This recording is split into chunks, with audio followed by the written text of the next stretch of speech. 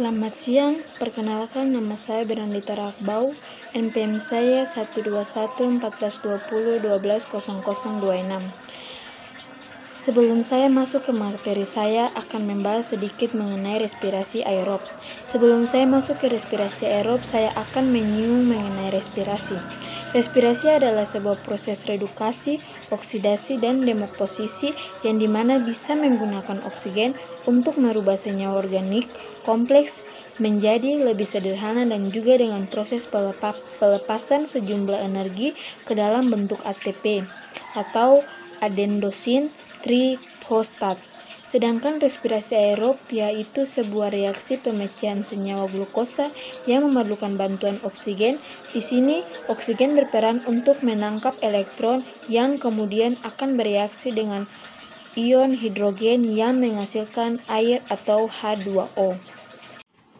Yang berikut glikolisis. Pada proses ini terjadi pemecahan glukosa 6 atom karbon menjadi asam privat 3 atom karbon.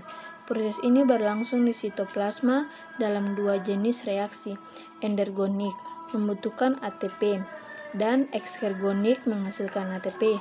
Pada tahap ini akan dihasilkan 2 ATP, 2 asam privat, dan 2 NADH. Asam privat yang dihasilkan akan digunakan sebagai bahan pada proses selanjutnya, yaitu dekarboksilasi oksidatif. Yang berikut dekarboksilasi oksidatif. Dekarboksilasi oksidatif bisa juga disebut sebagai reaksi antara. Dekarboksilasi oksidatif merupakan reaksi sebelum masuk ke tahap selanjutnya, yaitu siklus Krebs. Proses dekarboksilasi oksidatif berada pada mitokondria, tempatnya pada matriks mitokondria. Pada proses dekarboksilasi oksidatif terjadi perubahan satu asam privat menjadi satu asetil CoA. Di tahapan glikosis, jumlah satu senyawa glukosa akan menghasilkan 2 asam privat. Akibatnya akan terbentuk pula 2 asetil CoA. Proses ini juga membutuhkan koenzim A yang akan menghasilkan 2 NADH dari NADH plus 2 molekul asetil CoA akan menuju tahapan berikutnya, yaitu siklus Krebs. Yang berikut siklus Krebs. Siklus Krebs juga sering disebut sebagai daur asam sitrat dikarenakan pada tahapan ini dihasilkan senyawa awal berupa asam sitrat.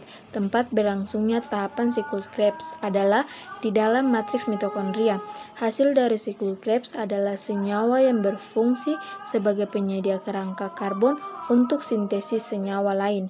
3 NADH, 1 FADH2, dan 1 ATP untuk setiap satu asam privat.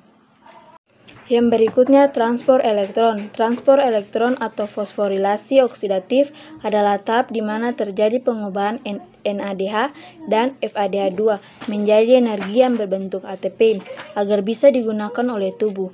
Tempat berlangsungnya tahapan transport elektron berada di bagian mitokondria, tempatnya di membran dalam krista atau mitokondria. Untuk setiap satu molekul NADH menghasilkan 3 ATP dan setiap satu molekul MADH2 akan menghasilkan 2 ATP. Sedangkan jumlah FADH2 yang kita dapatkan dari proses siklus Krebs adalah 2 buah molekul FADH2. Jika satu molekul FADH2 akan menghasilkan 2 ATP, maka total ATP yang kita dapatkan dari FADH2 adalah 4 ATP. Jika kita menambahkan lagi 4 ATP yang kita dapatkan dari proses glikolisis dan siklus Krebs, maka total ATP yang dihasilkan dalam proses respirasi aerob adalah 2 ATP tambah 2 ATP tambah 30 ATP tambah 4 ATP sama dengan 38 ATP. Tetapi pada proses glikolisis terjadi proses perpindahan dari sitoplasma menuju proses selanjutnya, yaitu transport elektron yang terjadi di mitokondria.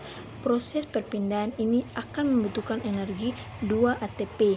Jadi ATP bersih yang dihasilkan adalah 36 ATP. Itulah hasil dari saya tentang